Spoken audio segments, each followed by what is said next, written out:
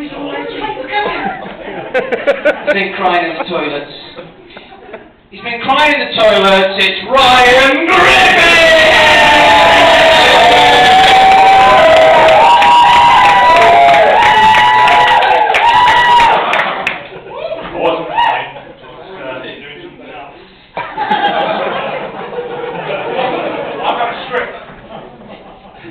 I have got a script.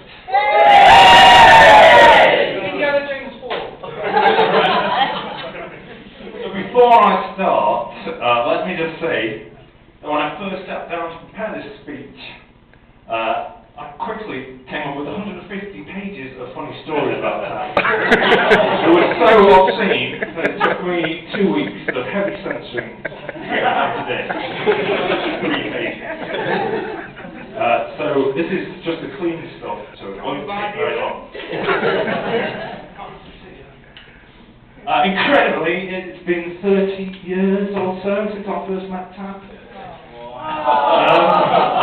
He's an amiable little chap called Sean. He was new kid at school, and we hit it off due to a shared interest in Star Wars and spitting off railway bridges. He turned out to be a popular classmate for this girlish good looks and carefree personality. Racing around in his Stoke City football kit and excelling at schoolwork, he was the apple of the eye of all his teachers. But his good behaviour and popularity were destined to come to an end. And one fateful day, all this would change forever.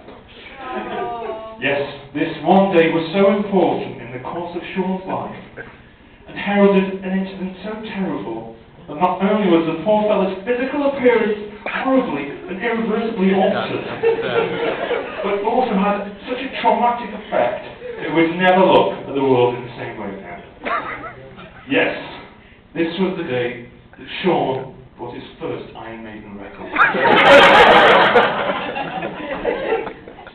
It's hard to remember back to this dark period in Sean's life, but what we know is that 12-inch disc of a non-more black vinyl had such a profound effect on the young lad that Sean, the happy-go-lucky, friendly 7-year-old, was lost forever. And Tap, the hideously ugly, who we see here before us.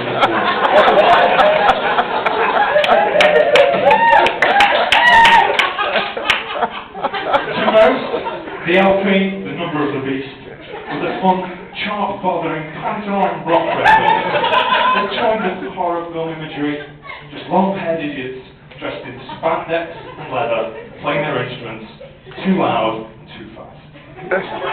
But to little Sean, the content of these songs darkened his thoughts so much that it had a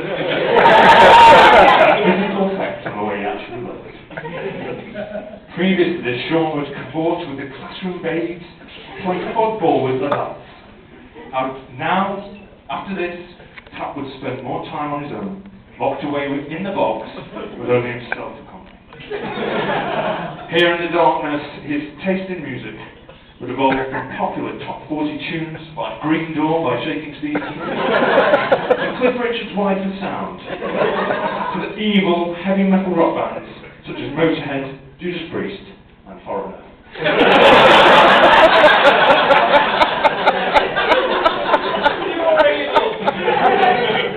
The shoulder-length mullet and skin-tight denims would one day be gone, but the huge red nose was an attribute.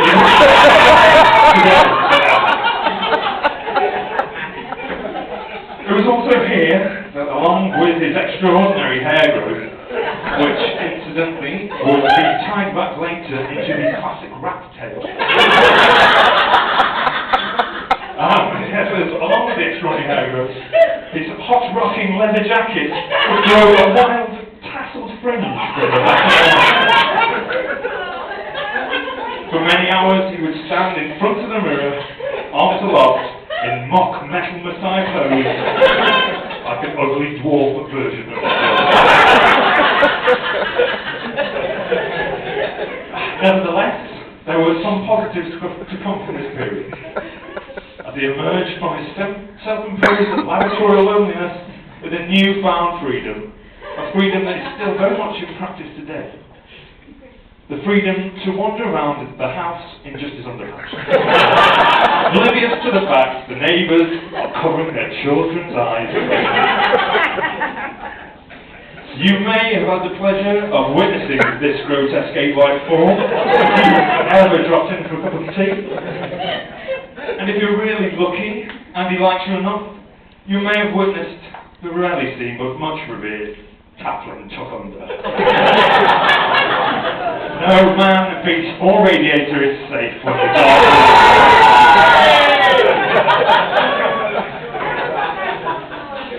We also assume that it was the influence of the dreaded heavy metal that led him to take up one of his favourite pastimes, the fun and exciting hobby of sleepwalking.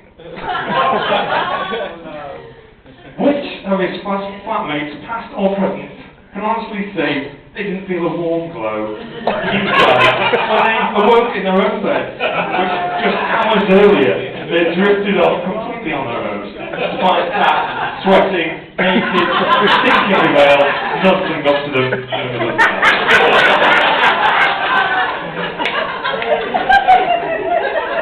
It's just as well that we never had our mothers over to stay.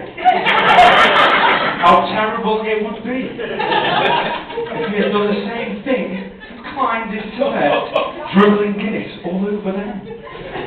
You did, just as much.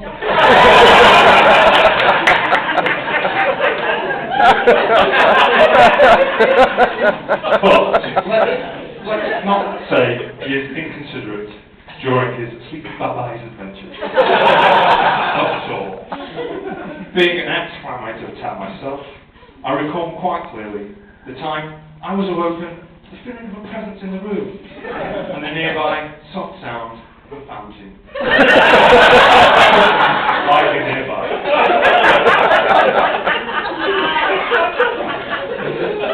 What's that, I thought? As I opened my eyes, I see a stream of hot water jetting onto the floor just inches away from my head. Yes, it seems that even sleepwalkers have to take toilet breaks. Pat certainly likes to pick unusual parts of the house to have. I still believe to this day that this was meant as a kindly act. With no malice intended. Yes, I believe you probably thought my face was on fire. Spontaneous facial combustion is another phenomenon that is complex.